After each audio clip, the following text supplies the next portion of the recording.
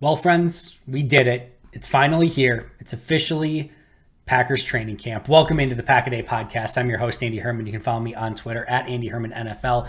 As you can tell by the smile on my freaking face, it is finally training camp day. I have probably never been as excited for a start of training camp. It just feels so fresh and new and exciting, and I have no idea what's going to happen. And it doesn't feel like there's the burden of expectation that this team has to go out and win a Super Bowl or it's going to be a disappointment. And I don't know what that means. I don't know what it's going to bring. I don't know if this team's going to be awesome. I don't know if they're going to be bad. There's going to be challenges. There's going to be bumps in the road. All of it. We've talked about it all offseason. The opportunities are endless. The talent is there. The excitement is legitimate. It could all fall flat. This could be a 3-14 team. It could be one of the most exciting underdog stories that we've seen, and this Packers team could overachieve, go into the playoffs, maybe even surprise a team.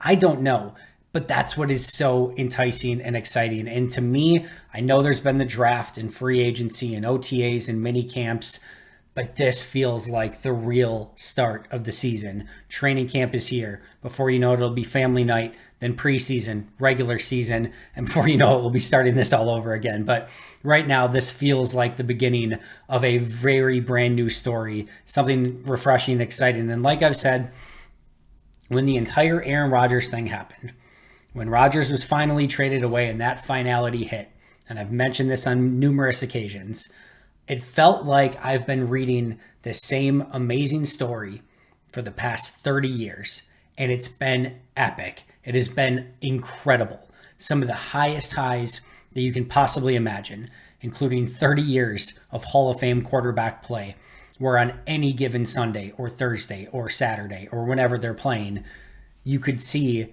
things that you just didn't normally see on a football field. You could see the spectacular.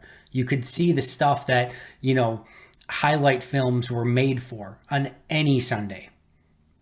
We had 2 Super Bowl wins, 3 Super Bowl appearances during those 30 seasons. Some of the highest of highs, some of the crushing, breathtaking, I don't even know if this is worth it anymore, lows, right? You know which moments that I speak of. Some of those playoff losses are as brutal and as painstaking as you can possibly imagine. There were 6 interception games by Brett Favre. There were some moments with Aaron that you were just like, oh, come on, can we try something different?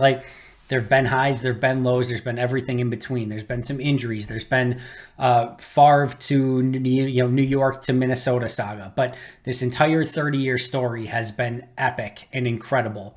And now a new story begins. And I have no idea what it's going to bring. And I'm fairly certain that this story is probably going to be worse than the one that I've read over the past 30 seasons. It's hard to be as good or better than that was. But I'm just so excited to be reading something new and for something different and for a change.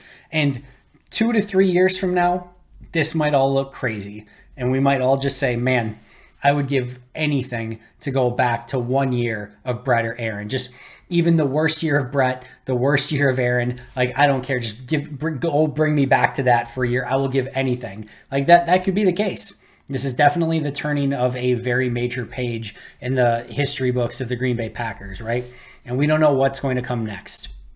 But with that, in my opinion, that unknown, that uncertainty also comes a great deal of opportunity and of excitement. And I am so thrilled to be a part of it. I'm so thrilled that you are here with me. I'm so glad that you've made the Pack a Day podcast a part of your daily routine. If you haven't, if this is your first time listening, thanks for joining. Make sure to subscribe. I promise you I will do my best to bring you everything that I can over this next however many years of the Jordan Love era and whatever era follows after that, and document it and talk about it and discuss it and dissect it and everything in every way possible to give you guys the best content. But that all starts today in training camp with the first training camp practice of the Jordan Love era. So with that being said, again, welcome in. Thanks for joining me today on the Pack a Day podcast. We do have a couple news and notes before we get to our main topic. Tariq Carpenter, Tarvarius Moore, 2 initial safeties to, Tariq Carpenter now, moved from safety to linebacker. Tarvarius Moore, the new safety coming over from the 49ers.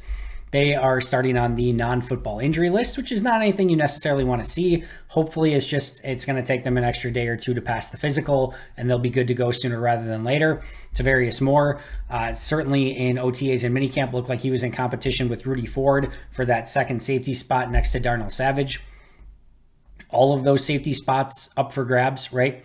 So we will see what happens, but the sooner Tavarius Moore can get back, the better. Tariq Carpenter, if you're making a position change, I don't care what position it is, the more practice you can get, the better, right? So Tavarius Moore and Tariq Carpenter, the sooner those two can get back in practicing, the better. I will still say this. Overall, with where this team is at from an injury standpoint, we got some pretty good news from Matt LaFleur and Brian Gutekunst, seemingly that Stokes and Rashawn Gary going to be back, or at least there's some hope that they could be back this summer and maybe not have to start the season on the PUP list.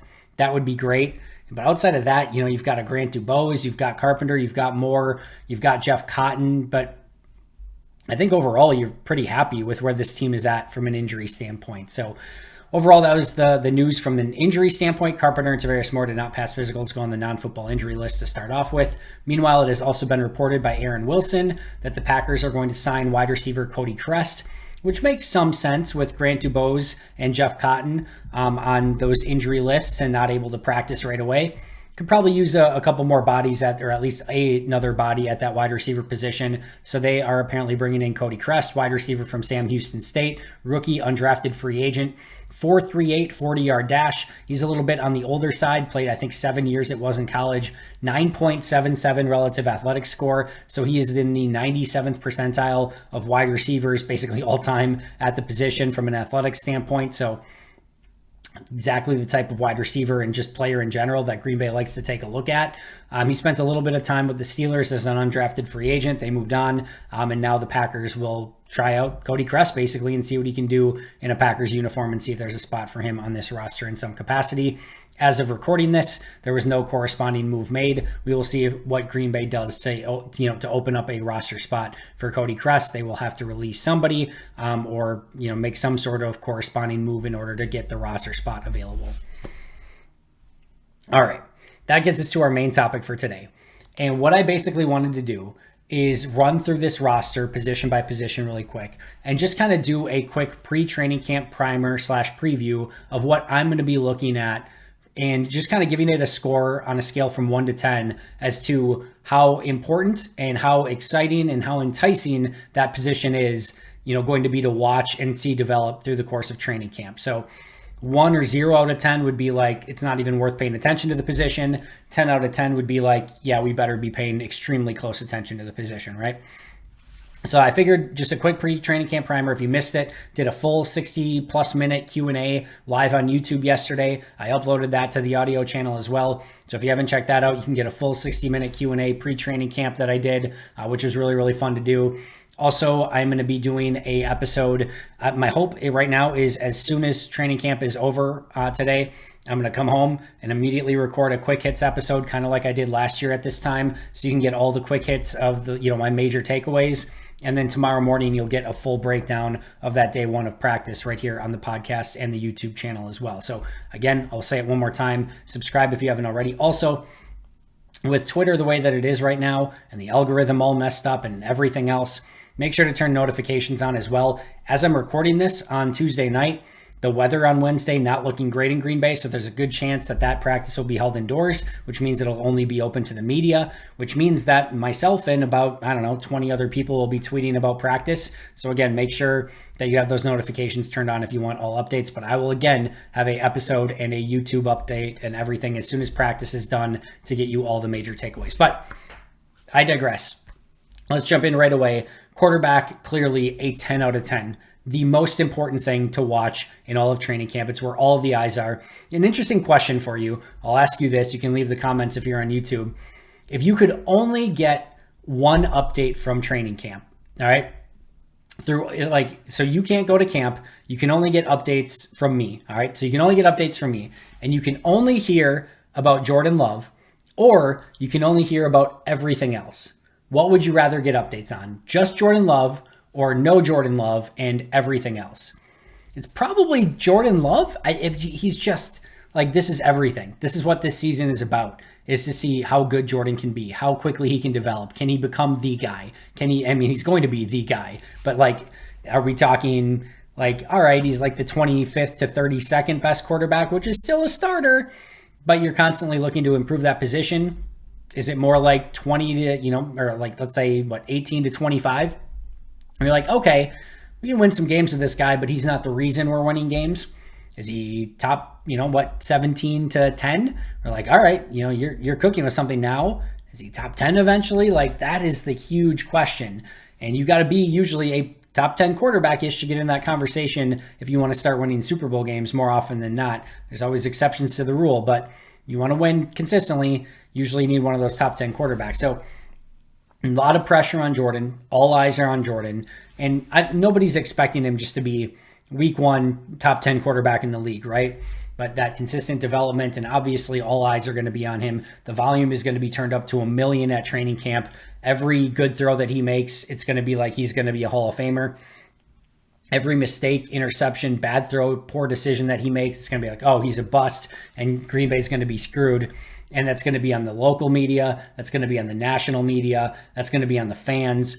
It's just going to be everywhere, right? So everything he does is going to be magnified, and the microscope and all of it is on him. Spotlight 1,000,000% over. So that's everything. How he responds in training camp to that pressure, and just to see what he does. This is a 10 out of 10. This is everything, and I will be closely watching it. Not to mention, by the way, if 99% of this is Jordan Love, there's some interest in Sean Clifford as well, what he can do. Danny Etling, it's kind of a now or never. He's sort of an overaged quarterback. He's no longer a developmental quarterback at his age. And Alex Magoo adds a little bit of an interesting aspect to this as well. So there is a lot of intrigue at the quarterback position. You would expect Jordan Love gets the vast majority of snaps. Sean Clifford will get some. Magoo, I think, is going to struggle to probably get any sort of real shot, and snaps would be my guess as the number 4 guy. We'll see what Danny Etling gets, but all eyes, again, on Jordan Love with a little bit on Sean Clifford as well. Running back, I would argue, the least interesting position in this training camp. You got Aaron Jones and A.J. Dillon, who are always fun to watch. And that's kind of it, right? Not exactly, but Lou Nichols, 7th round pick. That'll be interesting to see what he can bring to the table, and if he was a worthwhile 7th round selection. But still, it's a 7th round running back, just barely above an undrafted free agent. And Tyler Goodson, I think there's a lot of excitement about him, at least as much excitement as there can be for a probable practice squad guy. But super fast, fun, exciting, kick return ability, good pass catcher. Like he brings a little bit something extra, that Green Bay doesn't really have from a speed standpoint at the running back position. So there's a little bit of interest in intrigue in Tyler Goodson. Does Patrick Taylor make the team again? Lou Nichols, Jones and Dillon, always fun to watch. But of all the positions on this team, from a what are we watching in training camp, I think running back probably the lowest, and I give it kind of like a 2 out of 10. Wide receiver, 9 out of 10. First of all, the returning trio of Christian Watson, Romeo Doubs, and Samori Toure, just to see what they're able to do and carry over from year 1 to year 2. Not to mention that if there are maybe a couple stars like waiting to happen, and could happen sooner rather than later, it could be Christian Watson and Romeo Doubs. Romeo Doubs already seemed to take a major step from last year to this year in OTAs and mini camps. I think everyone's super excited to see what Christian Watson can do with a full training camp if everything goes well with him and he has no injury issues. The second half of last season was beyond phenomenal. And Samori Toure is, again, kind of a guy that's flown under the radar a little bit, but I think is going to see a lot of playing time for this team, and in very limited snaps had a lot of success, or had success a season ago, right? That's number 1. That's just like your 3 returning guys. Then you've got 4 rookies that everyone's also going to be super keeping an eye on, right? Jaden Reed, Dontavian Wicks, Malik Heath, Grant Dubose once he's back and healthy. Like, those are 4 guys that everyone's super interested in. And you even got like a Bo Melton too. So this is, even Deuce Watts has some level of interest. So, they just got a 4.3 40 9.77 RAS guy out of Sam Houston State. So this is going to be a super interesting position, and one that is basically sort of married and tied to Jordan Love, right? He's got all these young, super talented playmakers, and watching those grow together. The first time starting quarterback with all those young, talented, super talented wide receivers. How does that work together? But wide receiver, 9 out of 10, something we're going to be keeping a very close eye on in training camp. All right, tight end, I'm going to go 9 out of 10 here as well. Luke Musgrave, everything that you could have possibly wanted in OTAs and mini camps. Now the pads come on. What can he do as a blocker? Can he win tight end number one? Can he be the beast over the middle that we're hoping he can be? Can he be that next big time tight end, the tight end that they've been missing since Jermichael Finley went down with an injury? And then like, if Luke Musgrave didn't exist, right? If the Packers just didn't have that pick, like Tucker Kraft would be another player that we would be super excited about. And we would probably be all like, oh my goodness, Tucker Kraft's going to be the next big tight end. They have two of them, right? So that is what makes this so much more exciting. And I've talked about this. I talked about it on the Q&A yesterday, but like Tucker Kraft looked really good. And I posted videos of Kraft and Musgrave, running the same route. And everyone's like, oh, Kraft looks like, he doesn't look very good. He kind of looks slow. And no, Kraft looked good and like he was a well-rounded player, and Musgrave just looked that much better. Like that's how freaky athletic Luke Musgrave was. Just a different pace, a different speed. So like those two, a ton of excitement around. And then like I said, Tyler Davis had a really nice OTA and mini camp. He might be the best blocker on the team right now at tight end. And I'm excited to see what sort of, he does in this opportunity in Green Bay. Josiah DeGuara might get his real opportunity now that Aaron's gone. It didn't seem like those two were ever quite on the same page. It does seem like Love and DeGuara are more on the same page. And even guys like Austin Allen and Cameron McDonald, once he gets off the non-football injury list, like even those guys, I had some level of excitement on coming off of OTAs and minicamp. So this is a group as a whole, right there with the wide receivers, 9 out of 10. And I can't get enough of watching Musgrave and Kraft and what they're going to be able to bring to the table in 2023. Offensive linemen, I'm going to go 5 out of 10 here. We don't have any real like rookies that are like super worth keeping an eye on. And there is some competition. Yosh Nijman versus Zach Tom seems to be the competition right now. I think there is a level of intrigue in how Bakhtiari is used, and just seeing Bakhtiari and Jenkins back together, reuniting on the left side of the offensive line is fun. Do we get a Josh Myers bounce back? We get second year Zach Tom, as mentioned, Zach Tom versus Yosh Nijman for that starting right tackle spot. You get John Runyon Jr. in a contract year. There is some youth still in Caleb Jones, Sean Ryan, Luke Tenuta, Rasheed Walker, and what they can do in year 2. Are Royce Newman and Jake Hansen going to show that they are worthy of keeping on this roster? Are they on the outside looking in? And even guys like Kadeem Telford and Gene DeLance are kind of fun players that I'm excited to watch in camp as well. But not like this big new toy that everyone's excited to see and what they can do. There's not a drafted rookie on this roster. So I'm going to say 5 out of 10, but there's certainly some storylines here still on the offensive line that are going to be worth keeping an eye on. Defensive line, I'm going to go 6 out of 10. First of all, Kenny Clark's always worth watching at training camp because he's a really good football player and just super fun to watch. But then you've got Devonte Wyatt and TJ Slayton, who are going to get significantly more opportunity and playing time this upcoming season, what they can do in year 2 and 3 respectively. Devonte Wyatt, first round pick a season ago, he needs to take a major step. TJ Slayton, it is now. Like, he is way too talented to be a guy. He needs to be better. He needs to be an impact player on this team. So what Wyatt and Slayton can do next to Kenny Clark, I think is going to be super intriguing. And then you've got the rookies, right? Colby Wooden and Carl Brooks.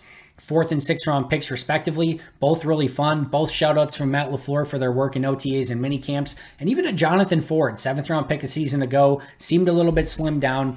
I'm excited to see what that group can do. I think there's going to be a lot of pressure on that group to really show up and be better in 2023 than what they were in 2022. And then that's why there's a little bit more intrigue on that group. I would even maybe go 7 out of 10 because, again, you got 2 rookies that I think we're sort of excited about in Brooks and Wooden, and then Wyatt and Slayton taking that big step and going into the starting lineup as well. So 6 out of 10, 7 out of 10, somewhere in that regard. Plus, like I said, Jonathan Ford excites me as well. So I'm going to go with that for the defensive line position. Edge, I'll say 8 out of 10 here as well, mostly due to Lucas Van Ness, first round pick. You always want to see how that first round pick is going to perform, but you're going to be watching for the return of Rashawn Gary and what he looks like if and when he gets back during training camp from injury. You get Kingsley Enagbare in year 2. What type of jump does he make as a player? You still have Preston Smith and Justin Hollins. Neither of them are expected to take major steps as players. They kind of are who they are, obviously, at this point, especially Preston Smith, but good players that are going to rotate in and is certainly Preston, probably starter day 1, and obviously a big piece of this defense. But Those are more veteran players, but still fun players. Brenton Cox, undrafted free agent, is going to have a real opportunity to make this team. Even the international pathway player, Kenneth Odumegwu, like if he makes any noise, you know, like the rugby player making noise in camp is going to be a big time story if he does anything. And then you've got even guys like Ladarius Hamilton and Jonathan Garvin. We're going to have to do everything in their power to hang on and try to make a team here. So I think this is a really fun position to keep an eye on as well. Notice a trend here. Outside of running back, there is intrigue at every single one of these positions. It is hard not to be excited. And that's why this camp is so freaking exciting, why this season is so freaking exciting. All right, linebacker, a little bit lower on, I'll say 4 out of 10. The big one here is Quay Walker, right? You've got Quay, who really needs to take a jump. First over, for Green Bay's first overall pick, 21st overall, I guess, but first round pick a season ago. He needs to take a significant jump. All the talent is there, but what he can do in year 2 as an inside linebacker is going to go a long way into really defining the middle of this defense and specifically the run defense. Really want to see a jump from him, so that's why that position gets, I think, any real credit here. Outside of that, all right, what does Devondre Campbell look like? Is he closer to 2 years ago, or is he closer to last year? Is he healthy? Tariq Carpenter making that switch from safety to linebacker once he's healthy. That'll be kind of worth keeping an eye on. Then you've got, Eric Wilson, Isaiah McDuffie. Nice players, nice special teamers, but nothing that you're, super geeked up about. But overall, not a terrible position, but just not one that in comparison to the others is going to get quite as much publicity. But Quay Walker, certainly a big piece to keep an eye on. At corner, I went 5 out of 10 here. Jair is just, again, one of those players that you can't take your eye off of at camp. He's so fun to watch. So that in and of itself is worth something. Rasul Douglas going back to his outside corner spot full-time. That I'm excited about. When does Eric Stokes come back? That'll be a big thing that everyone's watching in camp. Keyshawn Nixon getting the start in the slot. That's going to be a big time thing as well. And I think he's going to make the most of that. Carrington Valentine, another big one here. One of the low key stars of OTAs and mini camps. What can he do when the pads come on? And can he make some noise and get his name in the conversation for maybe that number 4 spot, depending on when Eric Stokes comes back from injury? And you've got some guys that it's kind of a now or never as well. Shamar Jean-Charles, Keandre Thomas, Corey Ballantyne. So all of those, some interesting storylines. I don't think it's one of the top ones, but I still put 5 out of 10 at the corner position for intrigue here. And then safety, I'm going 6 out of 10 because who the heck knows? I don't know what's going to happen at safety, and that's what makes it intriguing. Are there any super, really fun players to keep an eye on? Anthony Johnson Jr., a little bit, right? But everyone else is just more of a hope and a prayer of can somebody step up and take this spot?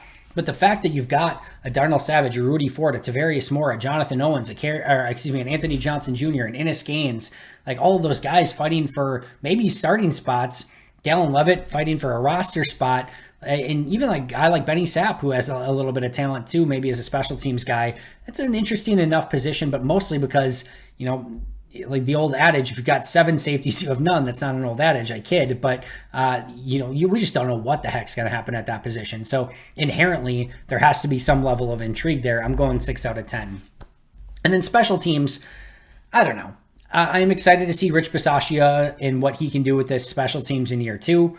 You've got a lot of core special teams players on this team. You've got a new kicker in Anders Carlson, which brings some level of intrigue. You've got 2 new long snappers. You've got Keyshawn Nixon as a returner full-time. Jaden Reed might get his name in the conversation as a punt returner. You maybe have a punter competition as well. So I don't know. I'm going to say 4 out of 10, which is about as excited as you can get about special teams, but I think there's some fun stuff to keep an eye on there as well. Certainly towards the bottom of the list in regards to intrigue, but when you have a new kicker, that's not nothing. And that is something that a lot of eyes are going to be on with Anders Carlson taking Mason Crosby's place in this, camp and really starting a new era at kicker. All right, so those were my ultimate ratings. Quarterback 10 out of 10, running back 2 out of 10, wide receiver 9, tight end 9, offensive line 5, defensive line 6 to 7, edge 8, linebacker 4, corner 5, safety 6, and special teams 4. That's going to do it for me today. Thank you so much for joining me. Enjoy day 1 of training camp. I'll be right back here after practice with an update, both on the audio channel as well as on YouTube. Make sure to subscribe if you haven't already. Keep an eye out for more live episodes as well. I'm going to be doing a lot more of those through the course of camp and through the course of the season. I'll have some guests on along the way, I'm sure, as well. So make sure to check those out. Again, subscribe if you haven't already. Like, comment. You guys know the drill. I'll see you guys soon. Enjoy the first day of practice. But until next time, and as always, go Pack Go.